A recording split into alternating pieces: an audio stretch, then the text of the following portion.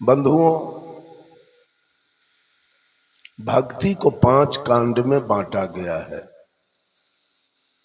पहला है कर्म कांड, दूसरा है उपासना कांड, तीसरा है योग कांड, चौथा है ज्ञान कांड और 5वां है आत्मज्ञान कांड। सभी की व्याख्या मैं करूं, मेरे बातों पर आप लोग विश्वास नहीं करेंगे। विश्वास बहुत खतरनाक है। विचार करने की आवश्यकता है। साहब कबीर कहते हैं, करऊं विचार ते सब दुख जाई। मनुष्य के अंदर केवल एक विचार आ जाए तो सारे दुखों की निवृत्ति हो सकती है। आज तो लोग विश्वास पर चल रहे हैं। कोई गुरु जी ने विश्वास की बात कह दी, अभी आप देख रहे हैं बागेश्वर धाम में विश्वास की बातें चल रही है। विश्वास की बात कह दिया, उसी पर लोग मारा मारी आपाधापी करने में लगे हैं। नहीं, विश्वास नहीं, विचार की बात चाहिए। अंधश्रद्धा नहीं, शंका की बात चाहिए। अनुमान नहीं, अनुभव की बात चाहिए। और मानना नहीं, जानने की बात चाहिए। और हमारा विद्वान लिखा, I keep 6 honest serving man, they taught me all I know. मैं कुछ नहीं जानता हूं और अपने पास 6 कर्तव्य परायण ईमानदार व्यक्ति को रखता हूं। जो कुछ भी मैंने सीखा है इन्होंने ही सिखाया है और इनके नाम है, their names are what, why, who, when, where and how. इनके नाम है क्या, कौन, कहां, क्यों, कब और कैसे। ये मानव के अंदर ये शंका अगर हो जाए तो जीवन की गाड़ी गंतव्य पर पहुंच जाएगी। लेकिन आज लोग अंधश्रद्धा में सारे लोग घूम, श्रद्धा नहीं, अंधश्रद्धा। मैंने कहा कर्म कांड, जीने के लिए कर्म की आवश्यकता है। अगर जीना है, अगर भोजन मिलना है, वस्त्र मिलना है, घर में रहना है, बिछावन पर सोना है, गाड़ी पर चढ़ना है, तो इसके लिए तो कर्म की आवश्यकता है। आप बिजनेस करें, खेती करें, नौकरी करें, सिनेमा में रहें, सर्कस में रहें, क्रिकेट में रहें, पशुपालन करें, जीने के लिए। सदगुरु कबीर रात रात भर ताना बाना चलाकर कपड़ा बुनते थे। मोहम्मद साहब बकरी चराते थे। ईसा मसीह भेड़ी चराते थे। भगवान कृष्ण गाय चराते थे। विश्वकर्मा जी लकड़ी लोहा का काम करते थे। रैदास जी जूता टांकते थे और सुपच भगत सूप डगरा बीनते थे। जीने के लिए कर्म की आवश्यकता है, सुख के लिए कर्म की आवश्यकता है, लेकिन शांति के लिए कर्म की कोई आवश्यकता। कर्म से शांति नहीं मिलती। देखते हैं आप, बहुत लोग धन कमाकर 5500 बीघा जमीन, बहुत बड़ा 5 महल, 10 महल, 20 महल का मकान बनाते हैं। बेटा सबको नौकरी, दरवाजे पर स्कॉर्पियो, बोलेरो, फॉर्च्यूनर, सफारी गाड़ी लगी है। लेकिन जब उसे आत्मा में शांति नहीं मिलती है तो सारे धन के रहने के बाद भी वो व्यक्ति पॉइजन खा के, रेल में कट के आग लगा के फांसी लगा के मर जाता है। क्यों? सुख तो है, लेकिन शांति के अभाव में वो व्यक्ति अपना प्राण गंवा देता है। सबसे बड़ी महत्ता हमारे जीवन में शांति की है। आज पूरे दुनिया के हिंदू, मुसलमान, सिख, ईसाई, पारसी, यहूदी, औरत, मर्द, सबके सब कर्म कांड में भिड़े। ये गंगा, जमुना, कृष्णा, कावेरी, गोदावरी, ताप्ती, नर्मदा नदी में नहा लेना कोई ज्ञान कांड नहीं, ये कर्म कांड है। नहाने से मनुष्य को कोई ज्ञान हुआ नहीं, वो मुंह से गाली पड़ता है नहाने के बाद, जर्दा किमाम खाता है, बीड़ी सिगरेट पीता है, चाय पीता है, झूठ बोलता है, दलाली खाता है। रामायण, महाभारत, गीता पढ़ लेना कर्मकांड है। पढ़ने वाले भी दूध में पानी मिलाते हैं, आटा में चोकर मिलाते हैं, घी में डलडा मिलाते हैं। सत्यनारायण व्रत कथा या श्रीमद् भागवत कथा कह लेना ये कर्म कांड है। पूरा दुनिया, बहुत सारे कबीरपंथी भी कर्म कांड में लगे हैं। कर्म से हमारे जीवन में शांति कभी नहीं आ सकती है। शांति के लिए तो आत्मज्ञान की आवश्यकता है। पूरा सब लोग लगे हैं कर्म कांड में। कर्म के 7 शाखा होते हैं, यजन, याजन, अध्ययन, अध्यापन, दान, पतिग्रह, मैथुन।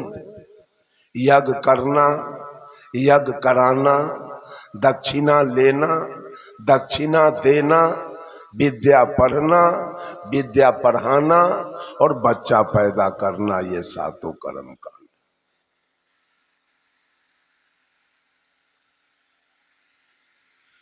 बंधुओं, साहब कबीर बीजक से कहते हैं, सार शब्द से बाँची हो, मानहु इतवारा हो। आदि पुरुष एक वृक्ष है, निरंजन वाके डारा हो। तीर्देवा शाखा भय, पल्लव भय संसारा हो। ब्रह्मा वेद सही कियो, शिव जोग पसारा हो। विष्णु माया उत्पत्ति कियो, ये उर्ले व्यवहारा हो। 3 लोक 10 दिशा, जमरोकिन द्वारा हो। कीर भये सब जियरा, लिए 20 का चारा हो। ज्योति स्वरूपी हाकिमा, जिन अमल पसारा हो। कर्म के बंसी लाए के, पकड़ो जग सारा हो। ये कर्म की बंसी, सारे लोग उसी बंसी में फंस रहे। ये कर्म 3 गुण है, 3 रजोगुण, तमोगुण, सतोगुण। काम, क्रोध, लोभ, इंगला, पिंगला, सुख मना और गंगा, जमुना, सरस्वती। ये 3 गुण का घेरा है जीव के ऊपर। इसीलिए तो कबीर पंथ में 3 बंदगी हो रही है और सारे पंथ में एक बार नमस्कार, नमस्ते, दंडौत, प्रणाम, सलाम, वालेकुम, जय हिंद, जय Bharat, Hariom, good morning, good evening, good night. लेकिन कबीर पंथ में जो 3 बार बंदगी हो रही है, इसका मेन कारण है कि हम 3 गुण के रस्सा से बंधे हुए हैं। यही 3 गुण है जीव के ऊपर। काम का गुण, जो काम ब्रह्मा का दिया हुआ है, लोभ विष्णु का है और क्रोध शंकर का है। यही तीन है। यही काम क्रोध लोभ का जो हम लोगों के ऊपर छाप पड़ा है, इसी के फेर में हम कर्म कांड, ब्रह्मा जी का लाया हुआ कर्म कांड है। सुना आपने कहा, कर्म के बंसी लाए के पकड़ो जग सारा। काल ने सदगुरु कबीर साहब से चैलेंज किया कि कबीर, कितने जीव को आप निकाल सकोगे, कितने को पार कर सकोगे। मैं ऐसा दुकानदारी चलाऊंगा, मैं ऐसा दुकान खोलूंगा कि सारे जीव हमारे दुकानदारी में चले आएंगे। चैलेंज किया और कहा, पाप पुण्य के करब पसारा, जे बाझे से जीव हमारा। पाप पुण्य हमरे से होई, लेखा हमार लिहे नहीं कोई। वो काल उस दिन था, आज नहीं है, सो बात नहीं है। वही काल ये मन के रूप में है। इतनी दुकानदारी चलाई जा रही है, सारे लोग उसी में जा जा करके फंस रहे हैं। किसी को बेटा चाहिए, किसी को बेटी चाहिए, किसी को पोता चाहिए, किसी को नाती चाहिए, किसी को नौकरी चाहिए, किसी को जमीन चाहिए, किसी को मकान चाहिए। ये लोभ की दुकानदारी। काल ने कैसा दुकानदारी खोला? लोभ का दुकानदारी खोला है, काम का दुकानदारी खोला है और क्रोध का दुकानदारी खोला है। और इसी काल के दुकानदारी में सारे लोग फंस रहे। बंधुओं, कैसे बचना है? कैसे बचेंगे हम? जब मल्लाह, मछली मारने वाला, जब बंसी गिराता है पानी में, उस बंसी में चाली गांठ के गिराता है। लोभ के लंपट मछली, जिभ्या के लंपट मछली, स्वाद के लंपट मछली जाके उस बंसी को पकड़ती है चाली के लोभ में। और जो बंसी को पकड़ती है तो बंसी में वजन हुआ, ऊपर में एक लकड़ी बांध के रखता है। जब मछली बंसी को पकड़ लिया तो लकड़ी अप डाउन करने लगता है। वो बूझ गया मछली मारने वाला, जो मछली फंस गई है, सिग्नल मिल रहा है। ऐसा झटका मारा मछली के गलफारा में, वो फंस गया बंसी। अब बेचारी मछली मारी गई, लोभ में मछली मारी गई। यही लोभ में हम लोग फंस रहे हैं। और साहब कबीर कहते हैं, और मुर्गा पोसने वाला मुर्गा का बच्चा जब देता है तालाब में, पोस पाल करता है खूब, और जब 2-4-5 किलो के मुर्गा हो गया, उस समय उसका ब्रह्मा का रूप रहता है। सृष्टि कर दिया मुर्गा के, बीच में पालन करता है, नाना प्रकार के चोकर चुन्नी विटामिन दे दे करके मुर्गा को पालन करता है। और अंत में जब 10-5 किलो के मुर्गा हो गया, ब्रह्मा का रूप पकड़ के सृष्टि किया, विष्णु का रूप पकड़ के पालन किया, और अंत में शंकर का रूप पकड़ के और सारे मुर्गा का संहार कर दिया।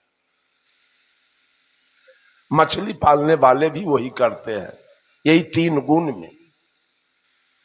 साहब कबीर कहते हैं, रक्षक कला दिखाई के, वो मुर्गा वाला मुर्गा को रक्षक कला दिखाता है, सेवा का भाव दर्शाता है मुर्गा के प्रति। लेकिन अंत में क्या होता है? सारे मुर्गा का खात्मा वो कर देता है। शंकर के गुण में आया और सारे मुर्गा को जब्बा करा दिया। वही हाल मछली वाले का है। पहले तो वो मछली का जीरा तालाब में देता है एज ए ब्रह्मा, उसका पालन करता है एज ए विष्णु, और अंत में जब 10-5 किलो के मछली हो गई तो महाजाल गिरा के अब सारे मछली को खत्म कर देता है एज ए शंकर। तीनों गुण में मछली गई और तीनों गुण में मुर्गा चला गया, मर गया। यही 3 गुण में पूरे सृष्टि के लोग लगे हैं, काम में, लोभ में और क्रोध में। बंधुओं, माताओं, बहनों, ये 3 गुण छूटेगा तो नहीं, हटेगा तो नहीं। इसको कम किया जा सकता है। Plus minus equal to minus. मन है माइनस की ओर जाने वाला, और इस शरीर को अगर मन के साथ हम प्लस कराते हैं, जोड़ते हैं, तो ये मन तन को कहां ले जाएगा? माइनस में। इसका हड्डी तोड़वा देगा ये मन, इसको जेल में बंद करवा देगा, इसको फांसी पर लटकवा देगा। And minus minus equal to plus. मन जो घाटा की ओर जाने वाला है, साहब कबीर कहते हैं, चोर भरोसे साहू के वस्तु ले चुराए, पहले साहू को बांध लो कि चोरबाया पे बध जाए।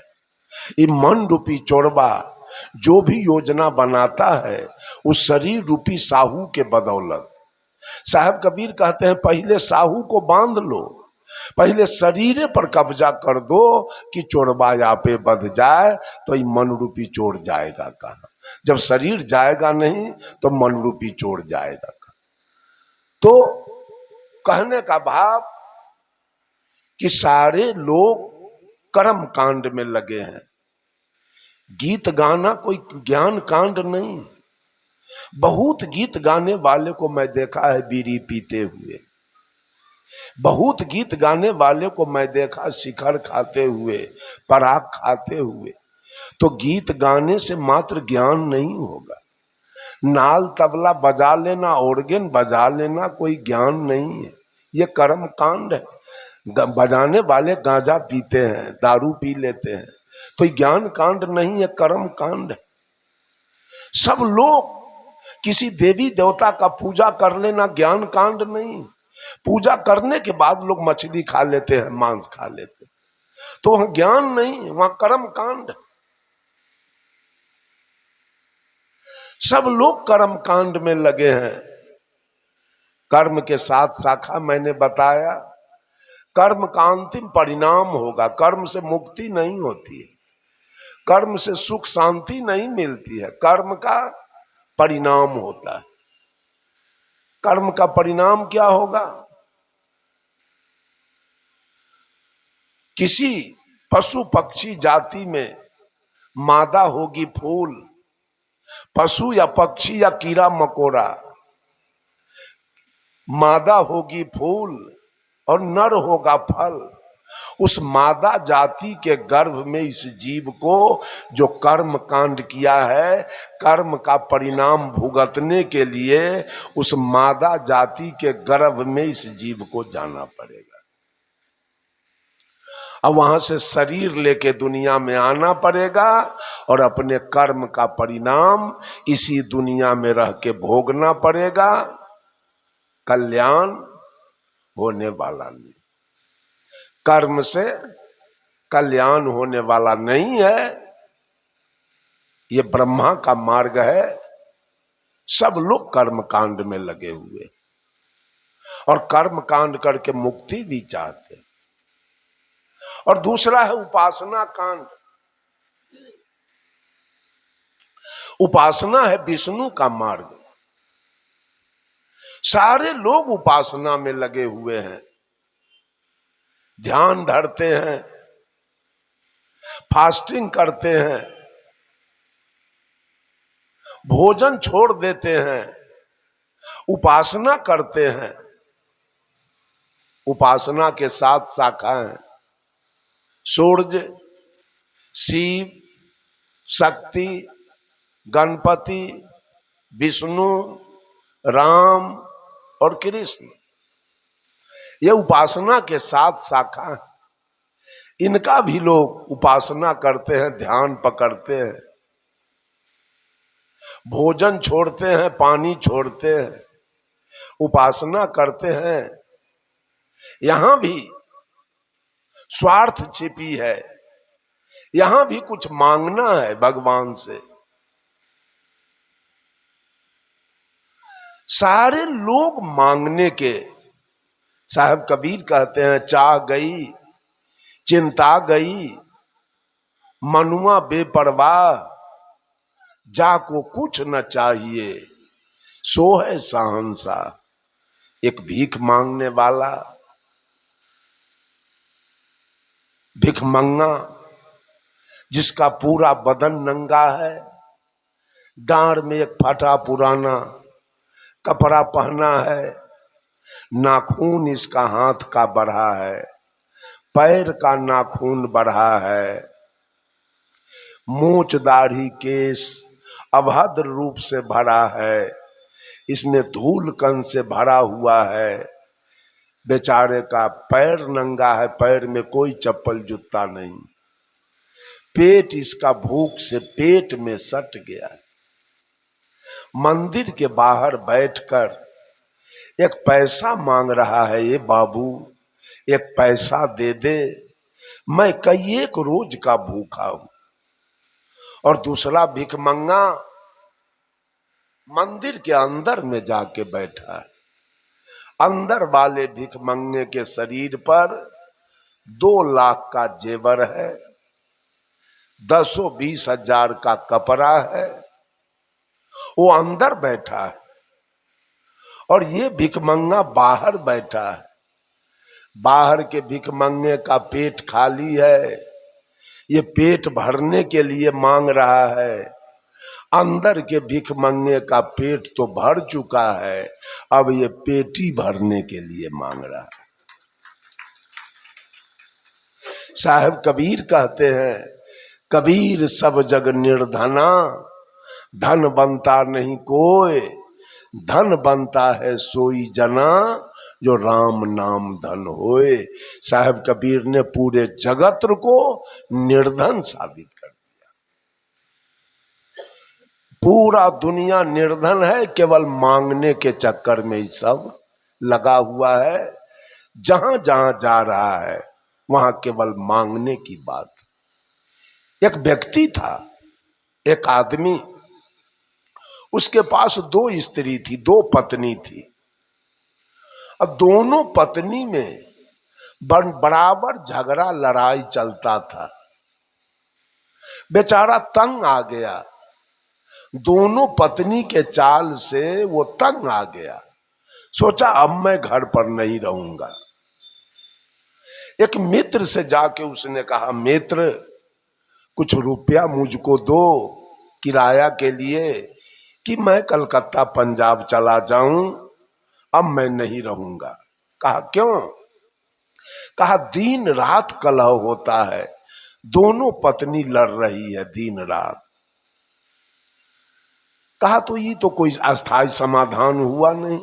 ऐसा करो, गांव के बगल में कुछ जमीन खरीद के और एक मकान बना दो, एक पत्नी को यहां रख दो और दूसरे पत्नी को गांव में रहने दो, जहां पुराना घर है वहां, और नया घर बनाओ, वहां एक पत्नी को रख दो, दोनों में दूरी बन जाएगा, मुलाकात होगी नहीं, झगड़ा लड़ाई बंद हो जाएगा। ऐसा ही किया बेचारा। गांव के बगल में थोड़ा सा जमीन खरीद कर घर बना दिया और उसमें छोटकी पत्नी को रख दिया और बड़ी पत्नी पुराने घर में रहने लगी। गांव की औरत सब अपने चाल से बाज नहीं आई, कुछ जाके छोटकी को भी पढ़ाती थी और कुछ महिला जाके बड़की को भी पढ़ाती थी। पढ़ने के क्रम में या तो बड़की जाती थी छोटकी के यहाँ और नहीं तो छोटकी चली आती थी बड़की के यहाँ। घर तो अलग हुआ लेकिन लड़ाई बंद नहीं हुआ। अब बेचारा सोचा अब मैं क्या करूं, अब तो घर भी अलग बना के देख लिया। कहा मित्र अब क्या करना है, तो मित्र ने कुछ पैसा दिया, बेचारा टिकट कटाया और पंजाब चला गया। पंजाब गया, 12 बरस तक पंजाब में रह गया, वो आया नहीं। इसी तरह माघ महीना कल उतरा है, परसों माघ महीना उतर रहा था, अब फागुन का आगमन हो रहा था। 12 बरस बीतने के बाद इनकी बड़ी पत्नी पति के यहाँ चिट्ठी लिख रही है, पति देव आपके चरण कमलों में मेरे तरफ से सादर प्रणाम, आपके चरण की कृपा है तो मैं बिल्कुल सकुशल रहा करती हूँ। न भोजन का दुख है, न वस्त्र का दुख है, न कोई श्रृंगार के सामान का दुख है, वो आपके चरण की कृपा है। लेकिन 2 बातों का दुख मेरे जीवन में अवश्य है। वो पहला दुख है, जब मैं दिन में सारा काम करने के बाद भोजन करने के लिए बैठती हूँ तो पति देव आपका याद आता है। मैं अभी भोजन कर रही हूँ और मेरे पति कल कारखाना से काम करके अभी भूखे प्यासे आए होंगे, तो मेरे पति को अभी भोजन बना के कौन दिया होगा। और दूसरा दुख, रात्रि में सब काम करने के बाद भोजन के पश्चात जब मैं बिछावन पर सोने के लिए जाती हूँ तो आपका याद आता है। मैं अभी सो रही हूँ, मेरे पति कल कारखाना से काम करके थके मादे आए होंगे, अभी मेरे पति का सेवा कौन किया होगा। ये 2 दुख बड़ा सता रहा है पति देव। मेरे बातों से अगर दुख न हो तो होली का समय आ रहा है, 2-4 दिन के लिए आओ, दर्शन दे दो और पुनः पंजाब वापस हो जाना। चिट्ठी लिख के और लेटर बॉक्स में गिरा रही थी, गांव के कोई महिला देख लिया और इसके सौतीन को जाके कह दिया तुम्हारी सौतीन चिट्ठी लिखी है, ऐसा न हो कि होली का दिन है सारा सामान उसी के यहाँ आ जाए, तुम भी चिट्ठी लिखो।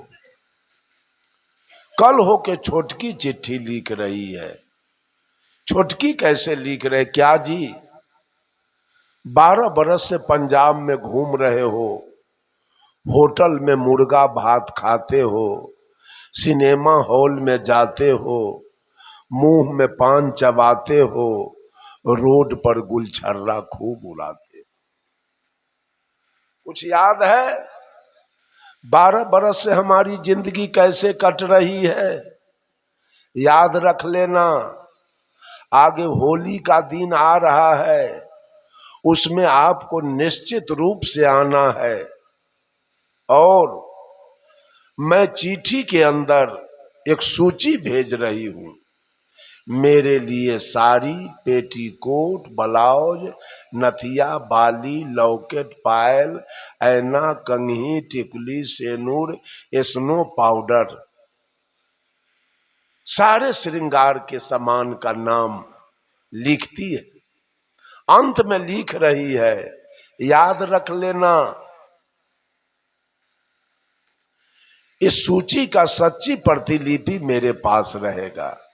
जिस दिन सामान लेके आओगे मैं अपने सूची से मिलाऊंगी, एक भी सामान अगर कमी आया, एक भी सामान अगर डुप्लीकेट आया तो एक भी झाड़ू धरती पर नहीं गिरेगा। चिट्ठी लिख के गिरा दिया लेटर बॉक्स में। चिट्ठी गया पंजाब, इसके पति के हाथ में डाकिया जाके चिट्ठी दिया। बेचारा पढ़ा, उसको तो दीने में तरेगन दिखाई देने लगा। चिट्ठी पढ़कर डर के मारे डेरा से रुपया लिया, गया और दुकानदार को चिट्ठी दिखाया, कहा ठीक से पढ़ लीजिए, नीचे क्या लिखा है उस पर ध्यान दीजिए। ऐसा न हो कि ऐसा सामान न कहीं दे दिया आप कि सारा झाड़ू हमरा पीठे पर लगे। जरा सोच विचार के सामान दीजिए। दुकानदार A to Z सामान अच्छा दे दिया, एक भी कम नहीं दिया, पूरा दे दिया। पॉलीथीन में बंद करके सामान दिया। आया डेरा पर, उसको अटैची में रखा, टिकट कटाया, गाड़ी में बैठ गया। जहां घर था जहां वहां जाके उतरा। स्टेशन से 2-4 किलोमीटर की दूरी पर इसका घर था। 12 बजे दिन में स्टेशन पर उतरा। उस समय कोई रिक्शा, टमटम या कोई गाड़ी नहीं थी स्टेशन पर। बेचारा दोनों हाथ में अटैची लिया और पांव पैदल चल दिया। फागुन के महीने में कुछ गर्मी आ जाती है, पसीना पसीना, वजन था दोनों अटैची में, पसीना पसीना हो गया। जब गांव के निकट पहुंच रहा था, एक महिला गांव के इसे आते देख लिया। इसके बड़ी पत्नी को जाके कह दिया, देखो जी तुम्हारे पति पंजाब से चले आ रहे हैं। बड़की तो समर्पित है पति के साथ। वो दौड़ते हुए गई और पति को पैर छू के प्रणाम किया और दोनों हाथ से अटैची ले लिया। आगे आगे पति देव और पीछे पीछे वो आई, गई अपने घर पर। और ईमानदार कितनी है, अटैची दरवाजे पर रख दिया, घर में नहीं ले गई। सबसे पहले पति के लिए एक बिछावन किया। पति देव बैठ गए, थाली में जल लाई, पति देव का दोनों चरण पखार दिया, पोंछ दिया और पंखा लेके बैठ गई और पति से कुछ हाल चाल पूछने लगी। इतना ही में गांव के कोई महिला इसो को देख लिया, इसके छोटकी पत्नी को जाके कह दिया, देखो जी दोनों अटैची है तुम्हारे सौतीन के दरवाजे पर, ऐसा न हो कि दोनों अटैची पार हो जाए, जल्दी जाओ। छोटकी आ गई और दूर से कहती है, क्या जी आ गए? तो ही कहा कि हाँ आ गए। जरा सूची निकालो, मैं भी सूची लेके आ रही हूं। सूची निकाला, वो भी सूची लेके आई, सामान को मिलाया, A to Z सामान मिल गया। दोनों अटैची में फिर से सामान को सजा लिया और दोनों अटैची उठा के चल दिया। जब छोटकी पत्नी दोनों अटैची उठा के चल दिया तो बड़की बेचारी खाली हाथ अपने आंगन की ओर चल दिया। जब बड़की अपने आंगन की ओर चली तो पति देव उसके पीछे पीछे चल दिया। गांव की महिला सब उस जगह खड़ी थी। कहती है, क्या जी 12 बरस पर पंजाब से आए हो और 2 पत्नी आपके पास है और 2 अटैची आपने लाया, तो वाजिब क्या था, एक अटैची छोटकी को देना, एक अटैची बड़की को देना। लेकिन इस होली के समय में आपने दोनों अटैची छोटकी को दे दिया और बड़की के साथ खाली हाथ जा रहे हैं। पति ने जवाब दिया उस औरत से, कहा सुनो, ये जो हमारी छोटकी पत्नी है, इसको हमारे सामान से प्रेम है, तो सामान लेके ही जा रही है और ये जो हमारी बड़की पत्नी है, इसको हमारे जान से प्रेम है, इसलिए जान इसके साथ जा। किसको क्या मिला? समान बड़ा है कि पति बड़ा है? पति किसको मिला? बड़की को। और समान किसको मिला? ये उपासना करने वाले लोग जीवन भर समान की भक्ति करते हैं, बेटा बेटी की भक्ति करते हैं, गाय भैंस की भक्ति करते हैं, नौकरी चाकरी की भक्ति करते हैं, जमीन मकान की भक्ति करते हैं, बीमारी हेमारी की भक्ति करते हैं। यही भक्ति है क्या? यही कल्याण का मार्ग है क्या? जीवन भर उपासना करके और यही भौतिक वस्तु पाने के लिए, साहब कबीर कहते हैं, सपने सोया मानवा। इस सारा दुनिया सपना देख रहा है क्या? जब आदमी सपना में सोया रहता है तो देखता है कि हम हाथी पर चढ़े, भारत के प्रधानमंत्री हम हो गए, मुख्यमंत्री हो गए, 500 बीघा जमीन हमको हो गया। आंख खुलने के बाद रहता है क्या? आंख खुलने के बाद वो जमीन, वो मकान, वो पद, वो प्रतिष्ठा, वो नौकरी रहती है क्या? आंख खुला, सपना। या हम सपना में देखते हैं कि मैं दरिद्र हो गया, मुझको डाकू ने मार दिया, मुझको सांप ने काट लिया, मुझको बाघ ने खा गया, या मुझको भूत ने मार दिया। मर गए क्या? नींद खुलने के बाद आप मरे होते हैं क्या? आपको सांप काट लिया होता है क्या?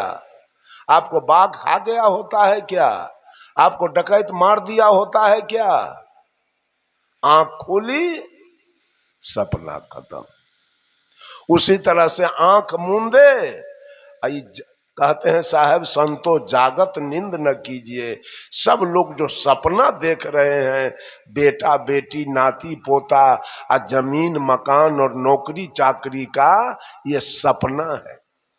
आंख मूंदेंगे और सारा सपना आपका खत्म। वहां आंख खोलेंगे तो सपना खत्म, और यहां आंख मूंदे तो सारा सपना आपका खत्म।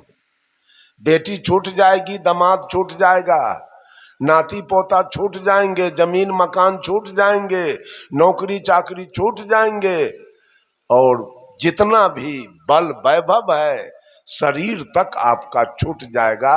तो क्या देख रहे हैं? क्या भक्ति चल रही है? क्या पूजा आपका चल रहा है? किस लिए आपका पूजा हो रहा है? किसके लिए आपका पूजा चल रहा है? किस देवी देवता का पूजा में आप लगे हैं? कौन देने वाला है? यही उपासना में सारे लोग लगे हुए हैं, कुछ पाने के चक्कर में। उपासना के भी 7 शाखा हैं। अंतिम परिणाम उपासना से मुक्ति होने वाली नहीं है, शांति मिलने वाली नहीं है। उपासना का अंतिम परिणाम होगा कि आपके दिल में इच्छा है कि एक पोता चाहिए, आपके दिल में इच्छा है कि मेरे बेटा को नौकरी चाहिए, आपके दिल में इच्छा है कि मेरा बेटा बहुत बड़ा सेठ बन जाना चाहिए। इच्छा होगा फूल और समाधान होगा फल। हो सकता है कि आपको पोता की प्राप्ति हो जाए, हो सकता है कि आपके बेटा को नौकरी मिल जाए, हो सकता है आपका बेटा बीए फर्स्ट डिवीजन से पास कर जाए, लेकिन कल्याण और मुक्ति और सुख शांति होने वाली नहीं है। उपासना का यही अंतिम परिणाम होगा। इच्छा होगी फूल और समाधान होगा फल। ये विष्णु का मार्ग है, इसी मार्ग में सारे लोग लगे। गोस्वामी तुलसीदास जी रामचरित्र मानस में लिखते हैं, इंद्रिय द्वार झरोखा नाना, तह तह सुर बैठे करी थाना, आवत देखी विषय ब्यारी, हठ बस देहि कपाट उघारी, इंद्र सुरहनन ज्ञान सोहाई, विषय भोग पर प्रीति सदाई, तब सो प्रभंजन उर गृह जाई, तब ही दीप विज्ञान बुझाई, ग्रंथि न छूटी मिटा सो प्रकाशा, बुद्धि विकल भई विषय बतासा।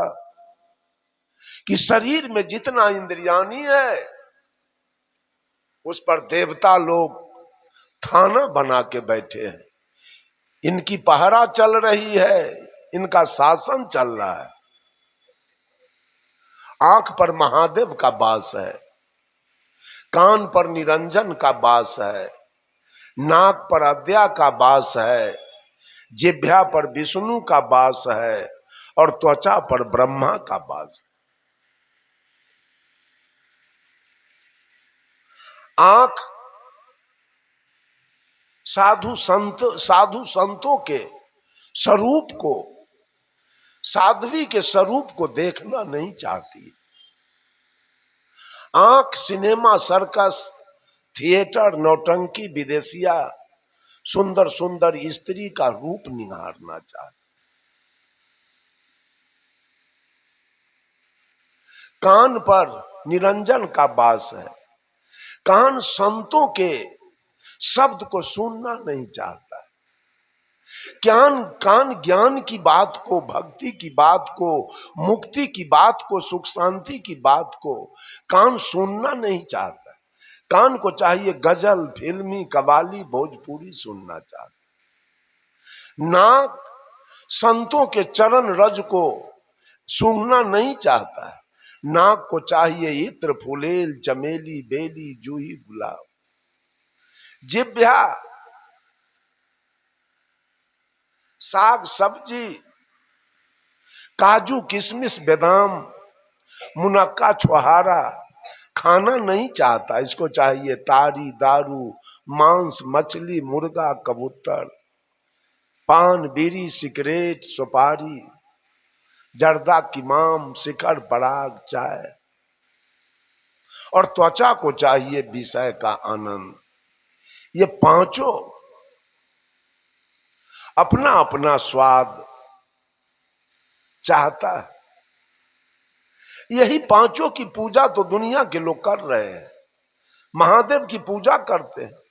अभी हम लोग बैठे हैं सत्संग में, हमारी दृष्टि है आपके तरफ और आपकी दृष्टि है मेरे तरफ,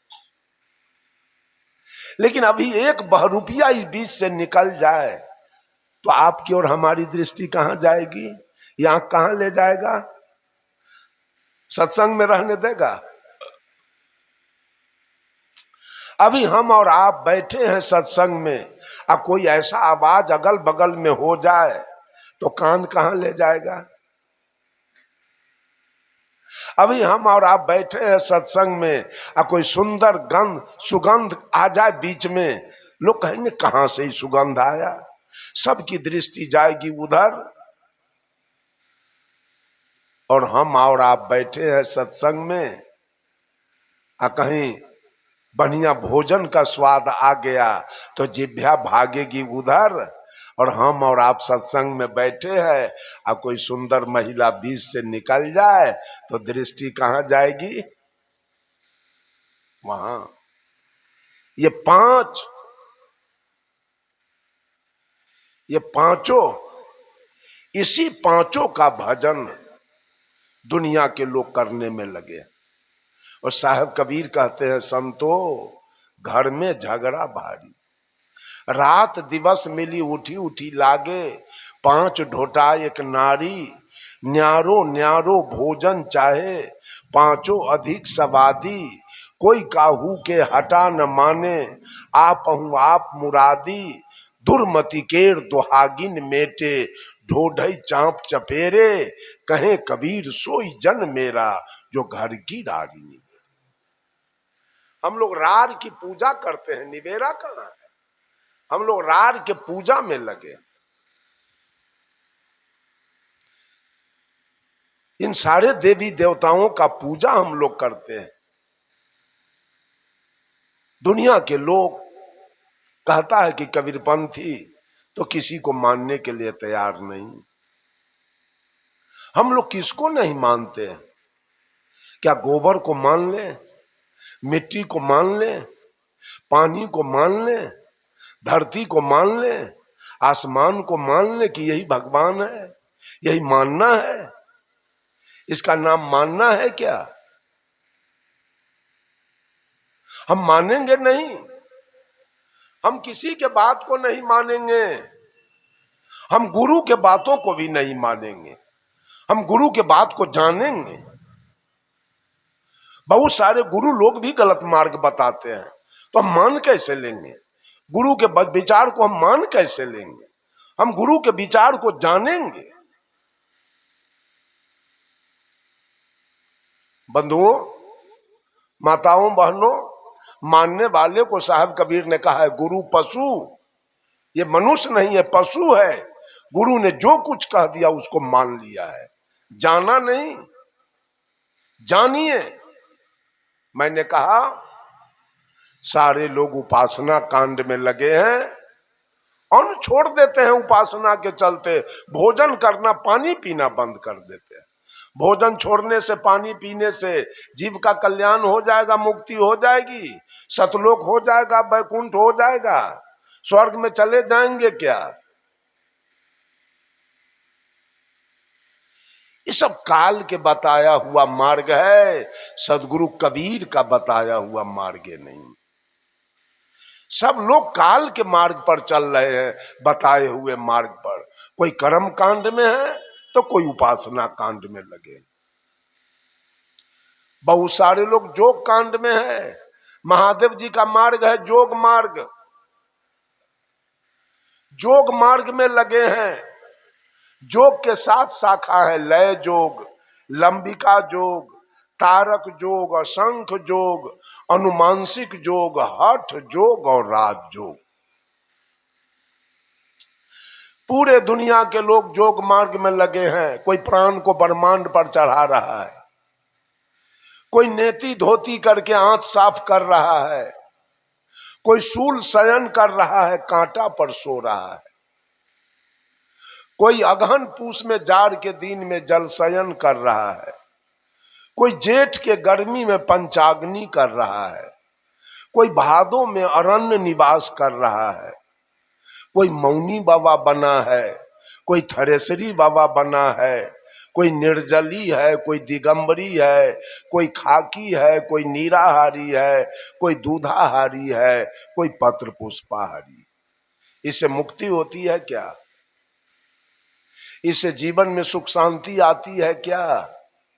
इससे मोक्ष होता है क्या? इससे सतलोक होता है क्या? जोग करने से? जोग मार्ग गलत नहीं। साहब कबीर ने भी जोग मार्ग का चर्चा किया है, लेकिन साहब कबीर का जोग मार्ग क्या है मैंने एक भजन में पढ़ा था। लेकिन भजन कोई गा रहे थे, उसमें सुना, जोगाबे कोई जोगिया जोग जति, जोगाबे कोई जोगिया जोग जति, जैसे सोनरा सोना के जोगावे, जैसे सोनरा सोना के जोगावे, हटाए न बढ़ाए ये को रति, जोगावे कोई जोगिया जोग जति, जैसे बरई पान जोगावे, सरय न गलए एको पति, जोगावे कोई जोगिया जोग जति। जोग का मार्ग है बुरे कर्मों से, बुरे आदतों से, गलत कर्मों से, पाप कर्मों से अपने को बचा लेना, ये जोग है। अपने को जोगा लेना, ये जोग है। खैनी खाते हैं, सुरती खाते हैं और प्राणायाम करते हैं, बीड़ी पीते हैं और कीर्तन गाते हैं, मौनी बाबा बने हैं, शिखर पराग खाते हैं। कहां अपने को जोगा रहे हैं आप? अपने को तो आप बीड़ी पीते, खैनी खाते, शिखर खाते, गांजा पीते हैं, तारी दारू पीते हैं, वासना में फंसाते हैं। आप अपने को बच कहां रहे हैं? अब पूरे देह में कोई राख लगा ले, पूरे देह में राख लगा ले तो जोग हो गया क्या? प्राण को ब्रह्मांड पर चढ़ा ले तो इससे मुक्ति हो जाएगी क्या? केस दाढ़ी जटा बढ़ा ले तो इससे मुक्ति हो जाएगी क्या? लंबा चंदन खींच ले जिसे भैंसी देखे तब भड़क जाए तो जोग हो गया क्या?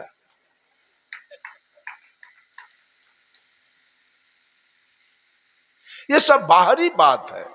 अपने को जोगाने का मतलब है सारे बुरे कर्मों से अपने को जोगाइए, ये जोग मार्ग है। लेकिन महादेव जी ने जोग मार्ग कैसा बताया? आज सारे लोग जोग क्रिया में लगे हैं, प्राण को ब्रह्मांड पर चढ़ा देते हैं, आंत को निकाल कर साफ कर लेते हैं, कोई कहते हैं खराम पहन के गंगा पार कर जाते हैं। एक आदमी का बेटा घर से निकला और वो 12 बरस पर वापस आया, तो पिताजी ने पूछा, बेटा 12 बरस में क्या कमाया? कहा, पिताजी मैंने जो कमाया सो कोई नहीं कमाया। कहा, क्या कमाया? मैं खराम पहन के भरी हुई गंगा पार कर जाऊंगा। कहा, तो ठीक है, और हमको नौका पर पार करने में 5 गो रुपया लगेगा, यही तक कमा के आए हो 5 गो रुपया, तू ऐसे गंगा पार कर जाओगे, हमको 5 गो रुपया लगेगा नौका पर, क्या कमा के चले आए बाहर से? इस सारा लोग जो क्रिया में लगा है।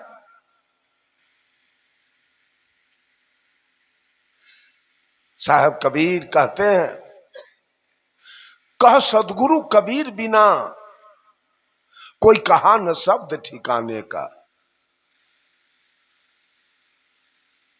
कोई लीला 24 अवतारन का, कोई कहता तीर्थ कराने का, कोई देवल कोई देह देहरा, कोई कहता भक्ति कराने का, कोई कहता कुछ न करना रसना राम रटाने का, कह सदगुरु कबीर बिना कोई कहा न शब्द ठिकाने।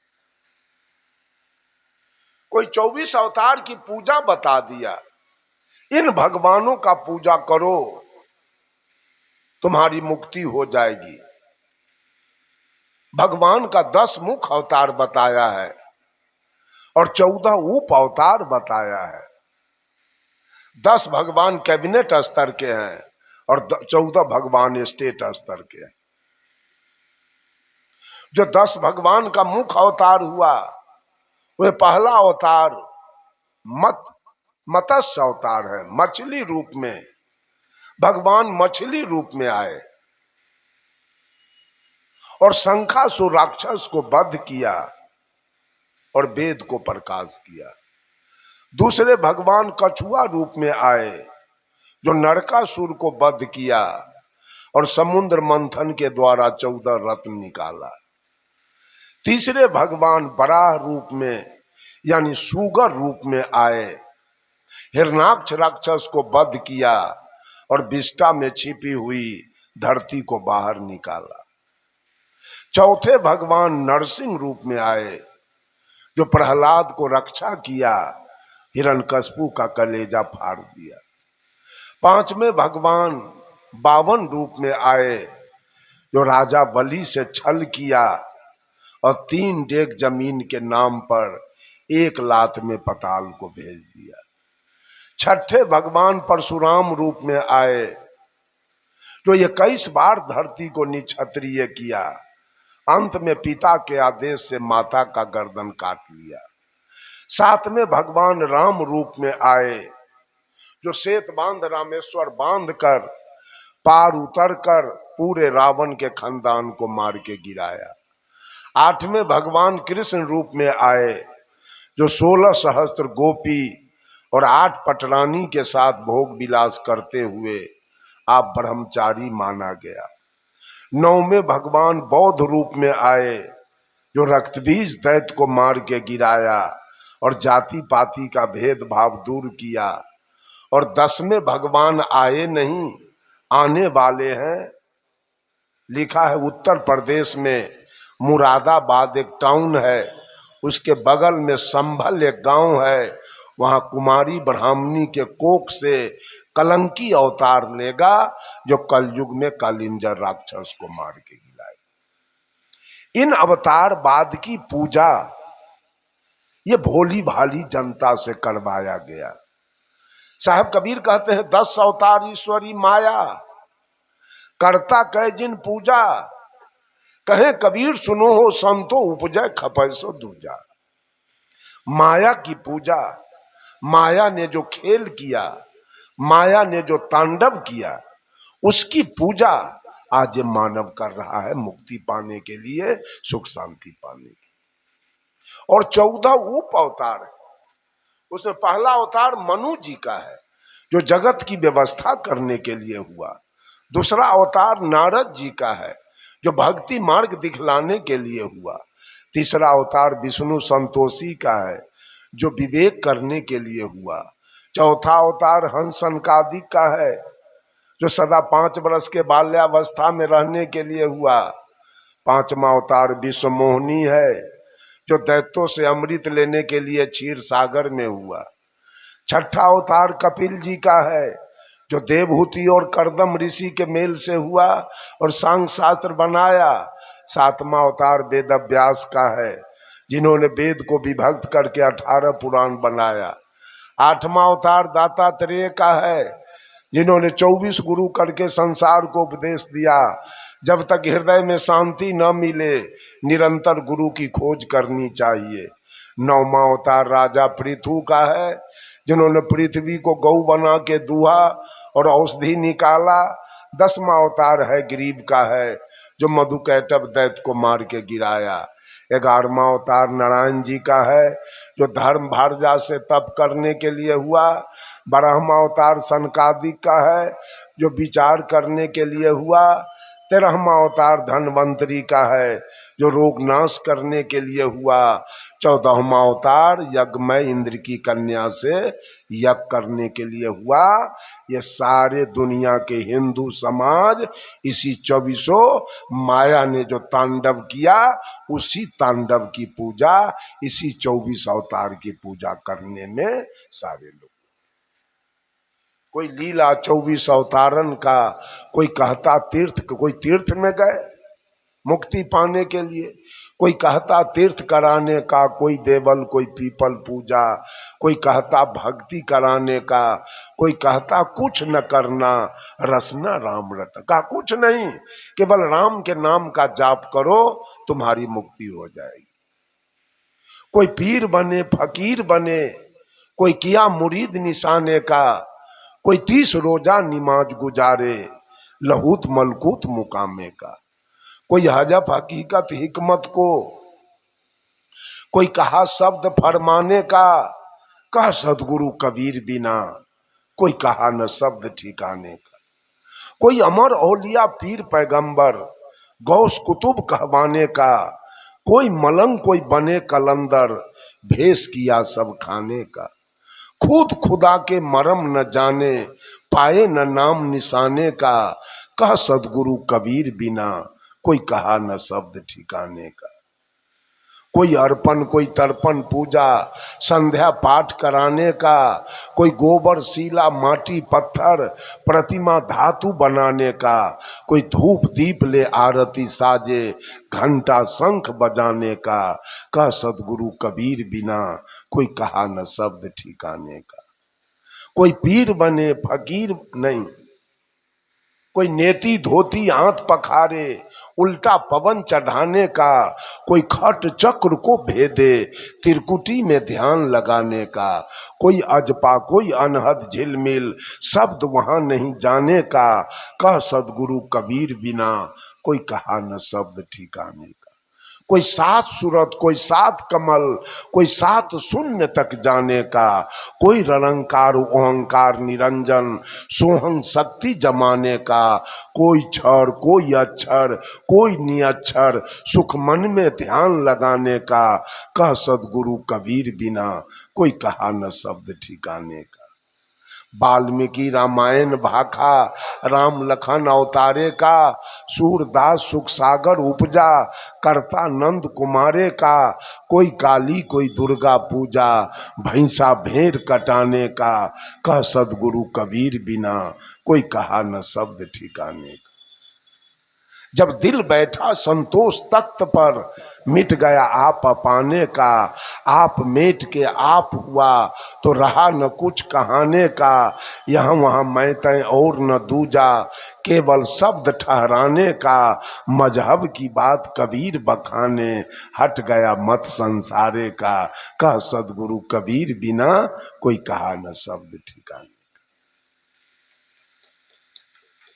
किसने कहा कल्याण की बात, किसने कहा ठिकाने की बात, किसने कहा मुक्ति की बात, किसने कहा सुख शांति की बात।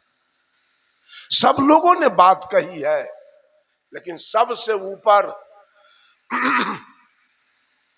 हिंदी के प्रकांड विद्वान डॉक्टर हजारी प्रसाद द्विवेदी जी ने लिखा, हाथी के पांव में सबके पांव। जैसे हाथी सड़क पर जा रहा है और हाथी के पैर का पद चिन्ह उग गया, उस पर दुनिया के किसी भी जानवर का अगर पैर रखा जाए तो हाथी के पैर से बाहर वो नहीं हो सके। इस तरह से कबीर के वाणी से, कबीर के ज्ञान से बाहर इस दुनिया के अंदर किसी का ज्ञान नहीं, किसी का विचार नहीं है। बंधुओं, आज लोग जोग कांड में लगे हैं, कुछ तो कर्म कांड में लगे हैं, कुछ तो उपासना कांड में लगे हैं। कर्म कांड ब्रह्मा का मार्ग है, उपासना कांड विष्णु का मार्ग है और जोग कांड महादेव जी का मार्ग है। सब लोग जल चढ़ाने के लिए जाते हैं भोला बाबा के बैजनाथ धाम, जोग करते हैं। जोग से मुक्ति नहीं होगी, जोग से सुख शांति नहीं होगी, जोग से मोक्ष नहीं होगा। जोग का अंतिम परिणाम होगा और इस जीव को परिणाम भोगना पड़ेगा। जोग का परिणाम क्या होगा? समाधि होगा फूल और सिद्धि होगी फल। समाधि में जाइए, कुछ तंत्र मंत्र सीख लीजिए। मदारी लोग भी देखिए खेला दिखा के अपने बाल बच्चा को पाल लेता है। उस तरह से आप भी कुछ तंत्र मंत्र जोग सिद्धि कीजिए और कहीं जाके झाड़ फूड़ ओझा वैद्य वाला काम कीजिए और पैसा कमाइए और उससे बाल बच्चे को पोसिए पालिए। मुक्ति और सुख शांति नहीं हो सकती, इससे कल्याण नहीं होगा। चौथा है ज्ञान मार्ग। सारे ऋषि महर्षि ने ज्ञान मार्ग लोगों को दिया है। ज्ञान मार्ग क्या है? मांस नहीं खाना, मछली नहीं खाना, तारी दारू नहीं पीना, गांजा भांग नहीं पीना, पराई स्त्री गमन नहीं करना, दूध में पानी नहीं मिलाना, आटा में चोकर नहीं मिलाना, घी में डलडा नहीं मिलाना, किसी को गाली नहीं देना, ये सब ज्ञान मार्ग।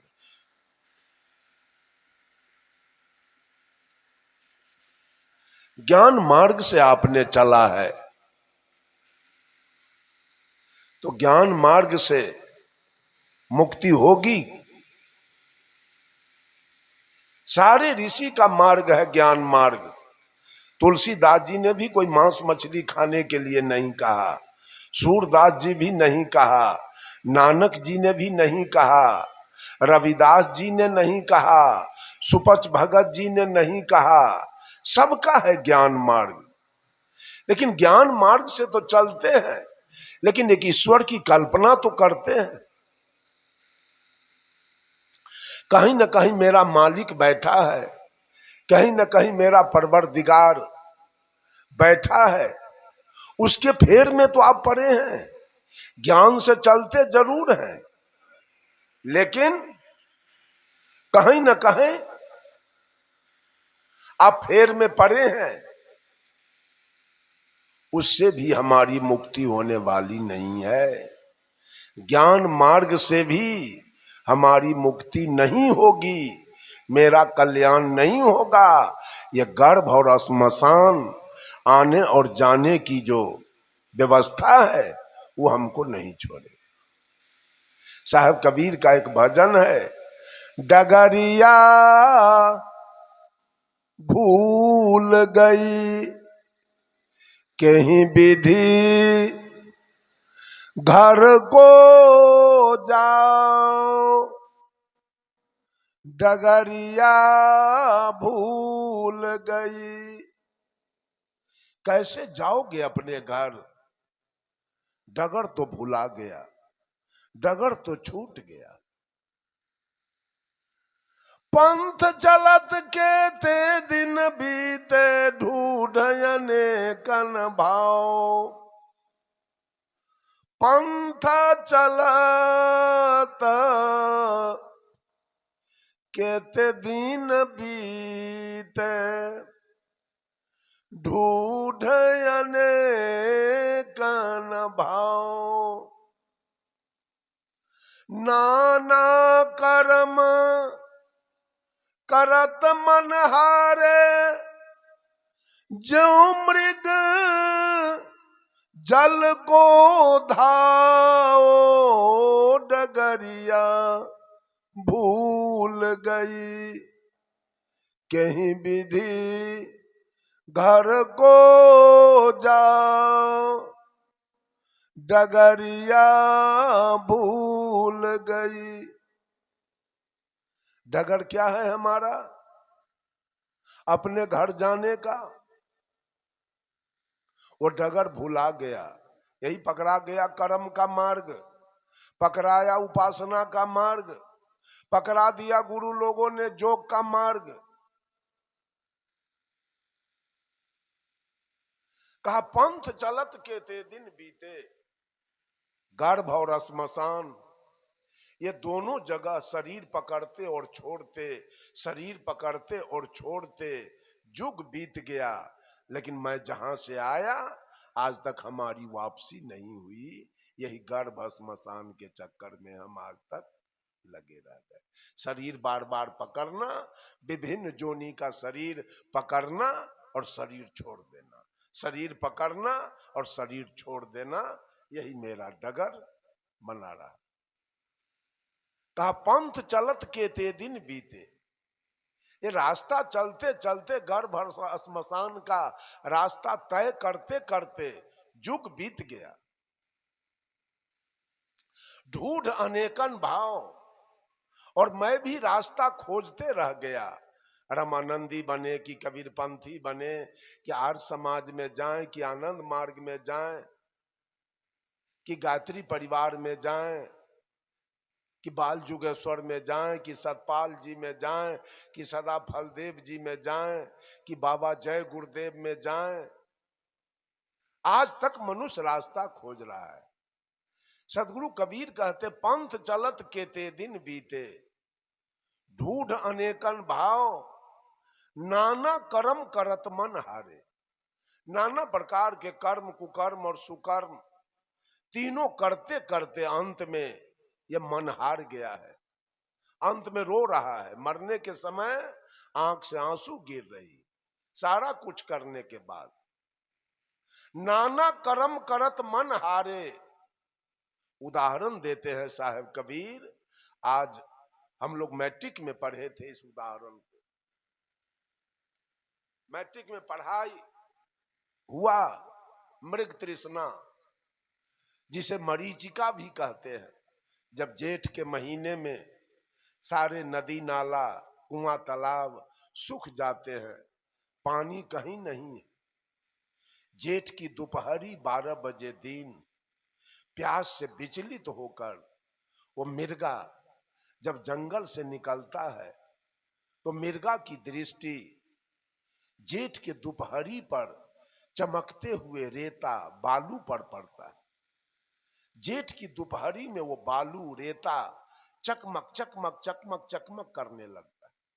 उस चमकते हुए बालू पर जब मिर्गा की दृष्टि पड़ती है तो मिर्गा सोचता है शायद वहां पानी है, जाऊं अपने प्राण को बचाऊं।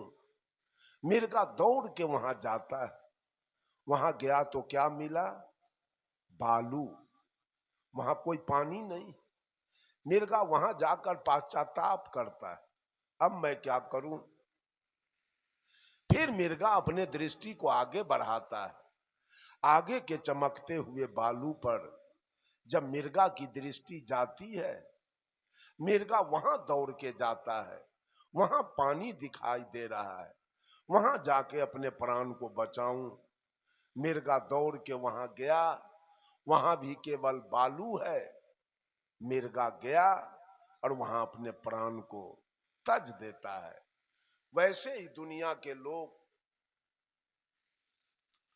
नाना प्रकार के तीर्थ स्थानों में भगवान को खोजते खोजते, दौड़ लगाते लगाते मिर्गा के तरह दौड़ते दौड़ते दिग्भ्रमित होकर अंत में अपने प्राण, अपना शरीर छोड़ देते हैं।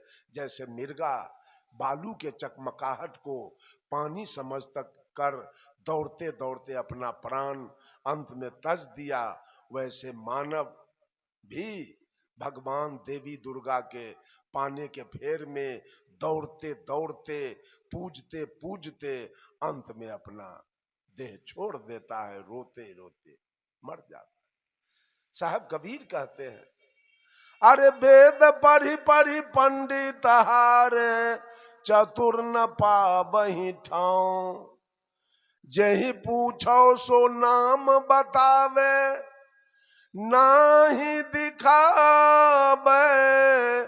गाँव डगरिया भूल गई।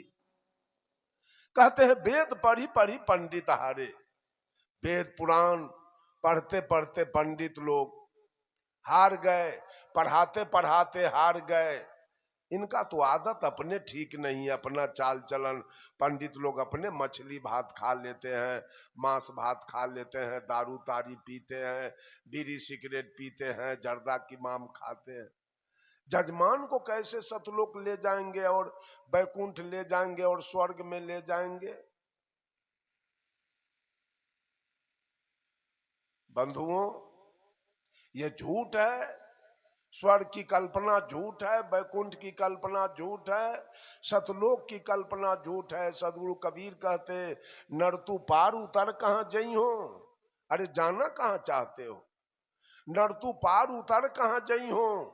आगे पंथी पंथ ना कोई, कूच मकान न पई हो। कहे कबीर सुनो भाई साधो, जहां के पद तहीं ठहरई। जाना कहां चाहते हो? कहां स्वर्ग है, कहां सतलोक है, कहां बैकुंठ है जहां जाना चाहते हो? वेद पढ़ी पढ़ी पंडित हारे, चतुर न पावहि ठाव। ये चालाक हैं, ये ठग हैं, ये पैसा केवल ठगना चाहते हैं। इनको तो अपना ठाव मिलवे नहीं करेगा, जगत को कैसे ही भेज देंगे। अंत में साहब कबीर कहते हैं, यही पूछो सो नाम बतावे। जितने लोगों से मैंने पूछा वो सारे लोग नाम की चर्चा करते हैं। नाम दान ले लो, नाम दान ले लो, नाम दान ले लो, तुम्हारी मुक्ति हो जाएगी, तुम्हारे जीवन में सुख शांति हो जाएगी। ये गांव क्या है, बाजार है बोरसी। मान लीजिए कि हम जानते हैं शीतल दास या शीतल साहेब हमको पता है, या सीता बहन जी आयोजक है, उनका नाम मैं जान गया, लेकिन न हमको पता है दुर्ग और न हमको पता है बोरसी, तो हम सीता बहन जी के यहाँ आ जाएंगे क्या?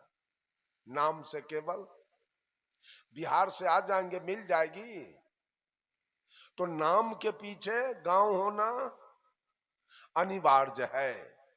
तो नाम की चर्चा तो सब गुरु लोगों ने किया, अब गांव की चर्चा किसने किया है?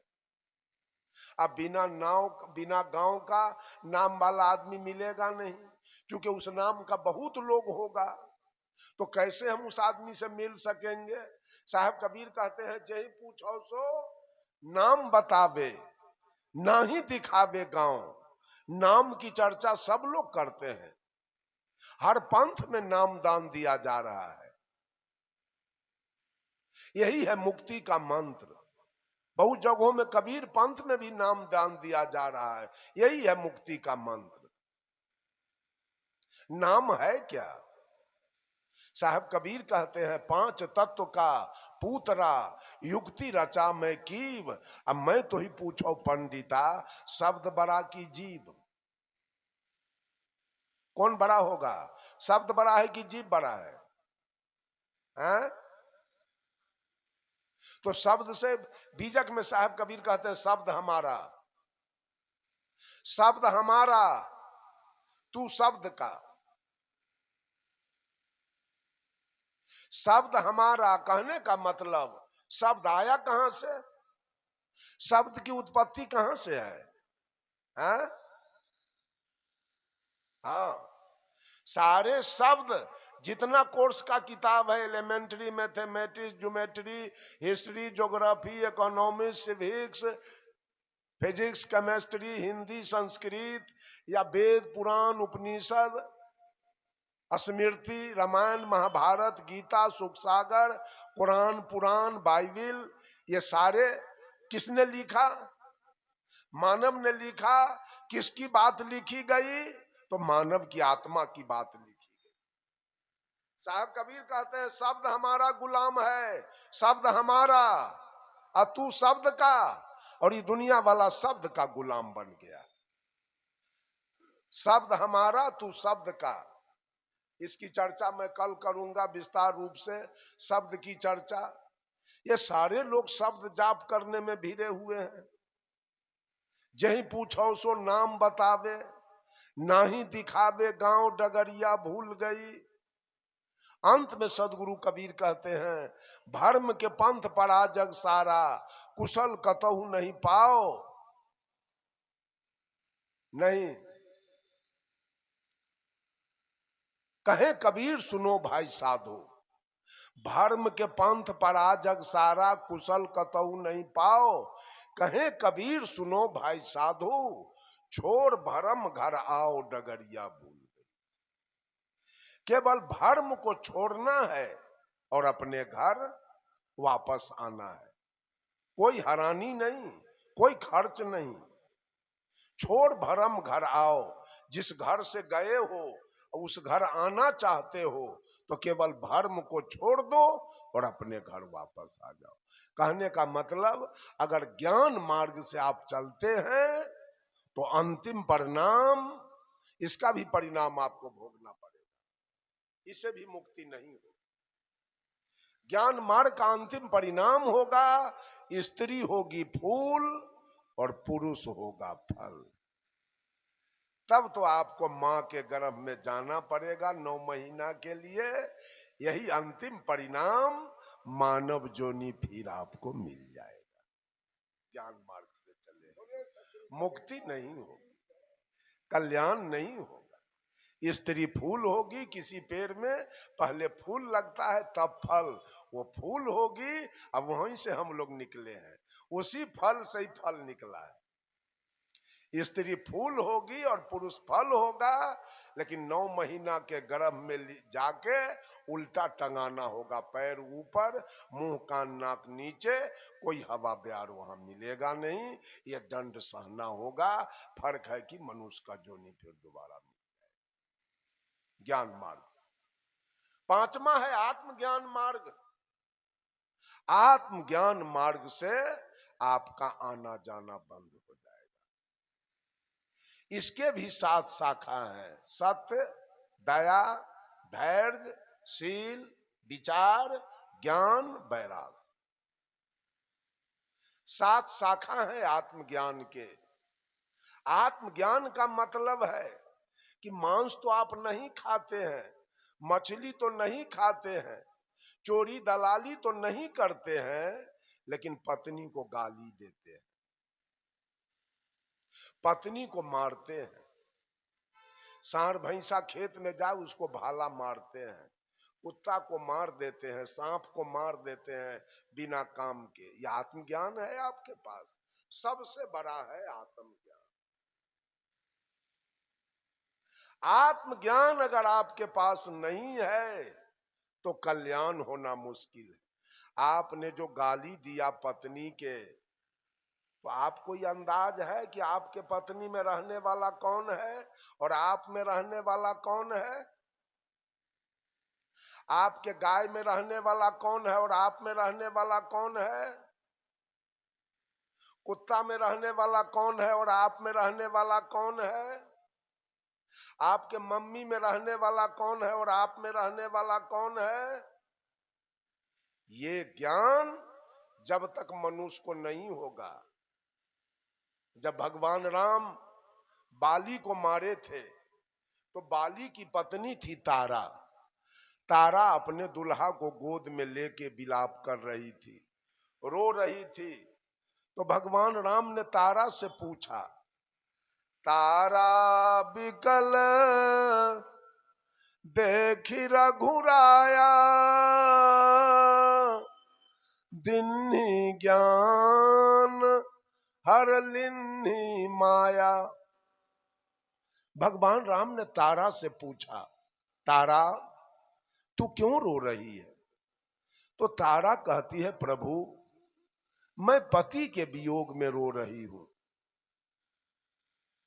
तो भगवान राम ने पूछा, छित जल पावक गगन समीरा, पंच रचित हो अधम शरीरा, प्रगट सोतन आगे सोया, जीवनीत तुम काहे के रोया। तारा, जो पंच तत्व से बना हुआ, तत्व तो 4 माने गए हैं, लेकिन आकाश को लोग मान लेते हैं। जिस पंच तत्व से बना हुआ शरीर, जिस शरीर से तुम्हारा विवाह हुआ, जो पंच तत्व से बना हुआ शरीर था, जिस शरीर से तुम्हारा विवाह हुआ, जो शरीर तुम्हारा दुल्हा था, जिस शरीर से तुमने सुख लिया, वो शरीर वो दुल्हा आज भी तेरे गोद में पड़ा है। तुम रोती हो क्यों? दुल्हा तो तुम्हारे गोद में। तो तारा कहती है, प्रभु दुल्हा मेरे गोद में है, लेकिन एक शब्द बोलता नहीं। तो भगवान राम ने कहा, तारा ये बोलबा नित है, अजर है, अमर है, अखंड है, अभेद है, अगम है, अगोचर है, अजाति है, अजन्मा है और अनामी है। ये बोलने वाला तेरा दुल्हा नहीं था। ये बोलने वाला न किसी का दुल्हा है, न किसी की दुल्हन है, नहीं किसी का दादा है, नहीं किसी का पोता है, नहीं किसी का नाना है, न किसी की नानी है, नहीं किसी का मौसा है, न किसी की मौसी है, नहीं किसी का भैया है न किसी की भाभी है। भैया होता है देह और भाभी होती है देह। मर्द वाला देह होता है भैया, औरत वाली देह होती है भाभी। मर्द वाला देह होता है पति, औरत वाली देह होती है पत्नी। मर्द वाला देह होता है दादा, औरत वाली देह होती है दादी। अब बोलने वाला तो जो दादा में वही दादी में, जो नाना में वही नानी में, जो पति में वही पत्नी में, जो गाय में वही भैंस में, और जो कुत्ता में वही गीदड़। ये है आत्मज्ञान। साहब कबीर ये आत्मज्ञान मानव को जिस दिन हो गया कि हर घट में रहने वाला वही परमात्मा की सत्ता है, हर घट में रहने वाला वही परमात्मा की सत्ता है। किसको मारना चाहते हैं, किसको गाली देना चाहते हैं, किसको ठग देना चाहते हैं, किससे दलाली खाना चाहते हैं, किससे घूस लेना चाहते हैं? सब घट में तो आप ही रह रहे हैं। ये ज्ञान जिस दिन मनुष्य को हो गया, ये धरती स्वर्ग बनेगी।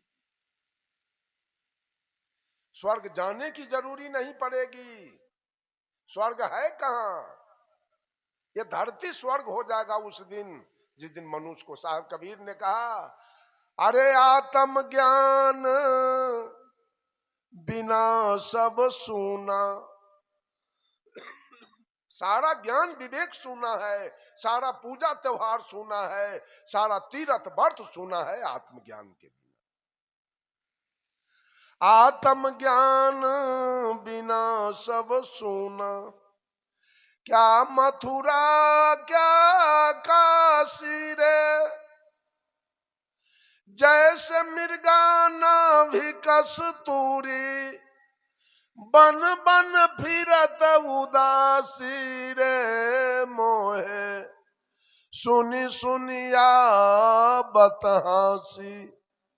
पानी में मीन पियासी रे मोहे, सुनी सुनिया बतहासी। एक आत्मज्ञान के बिना ये धरती जल रही है, धरती की दुर्गति हो रही है।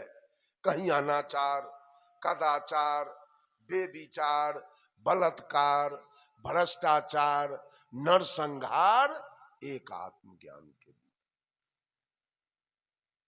जहां आत्मज्ञान नहीं है, सारे पत्थर पानी का पूजा करते करते उस व्यक्ति को अंत में नरकगामी बन जाना पड़े, एक आत्मज्ञान के अभाव में। अगर आत्मज्ञान है तो आप समझेंगे मेरे पिता में वही सत्ता है जो मुझ में है, मेरी माँ में वही सत्ता है जो मुझ में है, मेरी पत्नी में वही सत्ता है जो मुझ में है, मेरे बेटा बेटी में वही सत्ता है जो मुझ में है, मेरे गाय भैंस में वही सत्ता है जो मुझ में है। आचार्य श्री धर्म स्वरूप साहब कहा करते थे, सब घट प्राण हमारो चोट काई पर डारो। किस पर चोट पहुंचाना चाहते हो, किसको दुख देना चाहते हो, किसको ठग लेना चाहते हो, किसका बेईमानी कर लेना चाहते हो, किसको गाली देना चाहते हो? हर घट में तो वही बैठा है। ये है आत्मज्ञान। जब तक आत्मज्ञान नहीं होगा तब तक मनुष्य का कल्याण होना असंभव है। एक दृष्टांत देके अपने वाणी को विराम लूंगा। बंधुओं, एक पादरी जी थे। पादरी जी नित्य प्रतिदिन गिरजा घर पर जाकर प्रवचन दिया करते थे, ऐ दुनिया के लोग, भगवान पर विश्वास करो, भगवान पर विश्वास करो और पुण्य कर्म करो, तुम्हारी मुक्ति हो जाएगी, तुम्हारे जीवन में सुख शांति आ जाएगी। प्रवचन चलता रहा। 2, 4, 6 महीना के बाद एक पारखी संत पहुंच गए पादरी जी के निकट। कहा, पादरी जी 6 महीना से आपका मैं प्रवचन सुन रहा हूं, आप नित्य प्रतिदिन इस बात को दोहराते हैं कि भगवान पर विश्वास करो और पुण्य कर्म करो, तुम्हारी मुक्ति हो जाएगी। आज मैं यही दोनों बात का जवाब आपसे लेने आया हूं। कहा, बोलो। तो जो भगवान पर विश्वास करे, रात दिन भगवान का पूजा करे, अर्चना करे, ध्यान करे, कथा कीर्तन करे और वो कर्म बढ़िया न करे, उसकी क्या गति होगी? और जो कुछ न करे, जो कुछ न करे भगवान के लिए, कोई पूजा अर्चना न करे, कोई ध्यान भगवान का न करे, कोई कथा कीर्तन न करे, कोई नाम का जाप न करे, और केवल कर्म बढ़िया करे, उसकी क्या गति होगी? पादरी का ही तो मैं नहीं जानता हूं। अरे तो तू ही रोज प्रवचन करते हो, आपने बोले हुए बात का जवाब नहीं जानते हो, तो कल से तुम्हारा प्रवचन क्यों होगा? खबरदार, प्रवचन बंद रखो। पादरी जी को तो बड़ा कष्ट हो गया, दुख हुआ। उस साधु से कहा, साधु जी 2 दिन का छुट्टी हमको दीजिए आप, और बूझ विचार के आपको हम जवाब दे देंगे। साधु जी ने कहा, 2 दिन नहीं, मैं आपको 5 दिन का छुट्टी दिया, जाइए और बूझ विचार के जवाब दीजिए। पादरी जी अपने घर गए और नित्य प्रतिदिन शाम में भोजन करके बिछावन पर जाते थे और वो चिंतन करते थे जवाब के लिए। जवाब आया नहीं, 11-12 बज गया रात, निद्रा आई और पादरी जी सो गए। 4 रात ऐसे सोने में बीत गया, कोई जवाब नहीं आया। आज अंतिम 5वां रात है, आज पादरी जी गहरी चिंतन में पड़े हैं। कल वो कबीरपंथी साधु हमसे जवाब मांगेगा, जवाब कुछ आया नहीं। आज बिल्कुल गहरी चिंतन में, चिंतन करते करते 2:30-3 बज गया भोर, कोई जवाब नहीं आया। निद्रा आई और पादरी जी सो गए। सपना देखने लगे, अर्ध निद्रा में गए और सपना देखने लगे। मैंने पहले कह दिया, सपना की बात सच नहीं होती, यह दृष्टांत है, इसको आप लोग सिद्धांत नहीं समझेंगे। हमारा सिद्धांत झूठ बोलना नहीं है, हमारा सिद्धांत किसी को बलगलाना, हमारा सिद्धांत चमत्कारी बात बोलना, हमारा सिद्धांत किसी को श्राप देना, हमारा सिद्धांत किसी को वरदान देना, यह हमारा कबीर का सिद्धांत नहीं।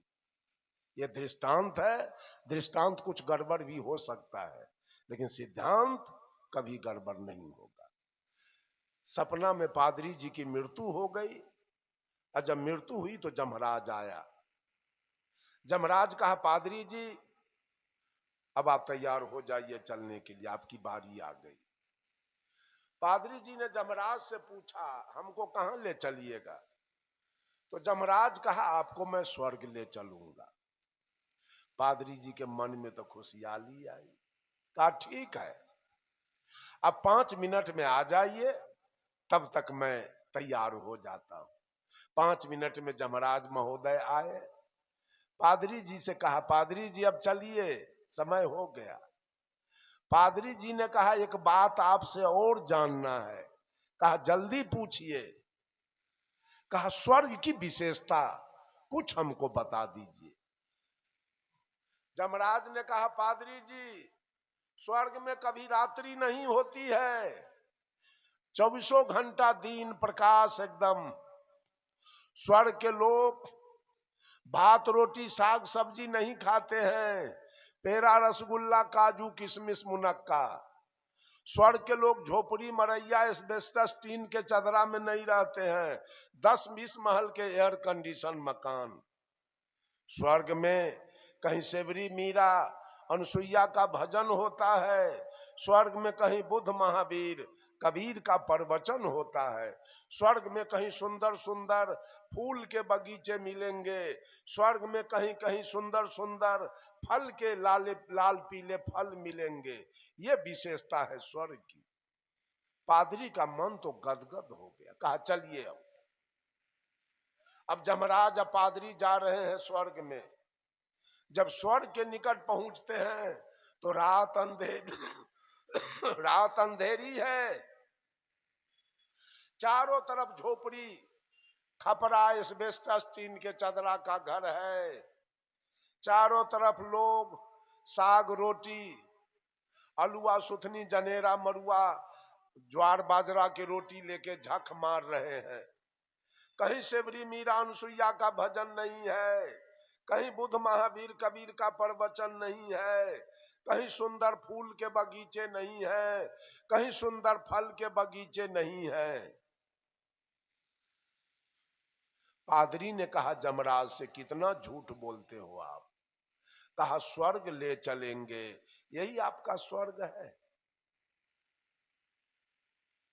कहा एक काम कीजिए, आपका स्वर्ग तो मैं देख लिया, अब जरा सा हमको नरक तो दिखाइए, नरक किधर है। जमराज ने कहा नरक देखोगे क्या। कहा जी चलो। नरक में गए तो नरक में जाते से देख रहे हैं बिल्कुल प्रकाश है, दिन है, और चारों तरफ 10-20 महल का एयर कंडीशन मकान झलक रहा है। चारों तरफ लोग पेड़ा रसगुल्ला काजू किशमिश खा रहे हैं, कहीं सेवरी मीरा अनुसुईया का भजन हो रहा है, कहीं बुद्ध महावीर कबीर का प्रवचन चल रहा है, कहीं सुंदर सुंदर फूल के बगीचे हैं, कहीं सुंदर सुंदर फल के बगीचे हैं। पादरी ने कहा जमराज से, कितना झूठ बोलते हो आप। जिसको आपने स्वर्ग कहा था वो नरक से बदतर है, और जिसको आपने नरक कहा वो स्वर्ग से बढ़कर है। ऐसा क्यों। तो जमराज ने जवाब दिया, ए पादरी जी, आपके जैसे लोग जो जीवन भर भगवान पर विश्वास किया, रात दिन भगवान का पूजा किया, कर्म एक भी बढ़िया नहीं किया, वे सारे लोग आकर ईश्वर को नरक बना के रखे। आज तो वही हाल है। मंदिर जाने वाले को देखिए तो मांस खाते हैं, मछली खाते हैं, मिलावटबाजी करते हैं, झूठ बोलते हैं, डंटी मारते हैं, घूस खाते हैं, यही तो चल रहा है। और सारा पाप कटाने के लिए मंदिर चले जाते। का ये सारे लोग आकर ईश्वर को नरक बनाया है। और बुद्ध के जैसे लोग, कबीर के जैसे लोग, लाओत्जे के जैसे लोग, प्लेटो के जैसे लोग, सुकरात के जैसे लोग, रजनीश के जैसे लोग, जो अपने कर्म का भरोसा किया, भगवान का भरोसा छोड़ के केवल अपना कर्म बढ़िया किया, वे सारे लोग आकर इस नरक को स्वर्ग बना के रखा है। राम बोलाबा भेजिया, दिया कबीरा रोए, और जो सुख साधु संग में सो बैकुंठ न होए। जिस दिन कर्म आदमी का ठीक हो जाए, स्वर्ग जाने की जरूरी नहीं पड़ेगी, स्वर्ग उतर के आपके निकट आएगा। ये भगवानवादी लोग कर रहे हैं। पांचों कांड की थोड़ी थोड़ी सी चर्चा, कर्म कांड, उपासना कांड, योग कांड, ज्ञान कांड और आत्मज्ञान कांड। आत्मज्ञान सबसे उद्धारक है, कल्याण दाता है, इसलिए हम लोग आत्मज्ञान में आवे, एक एक जीव से स्नेह रखें, एक एक जीव से प्रेम करें, एक एक जीव पर दया करें, अपना कल्याण करें और सुंदर सब समाज का निर्माण करें। इन्हीं चंद शब्दों के साथ अपने वाणी में देता हूं विराम। बोलिए सद्गुरु देव की, संत समाज की, भक्त समाज की।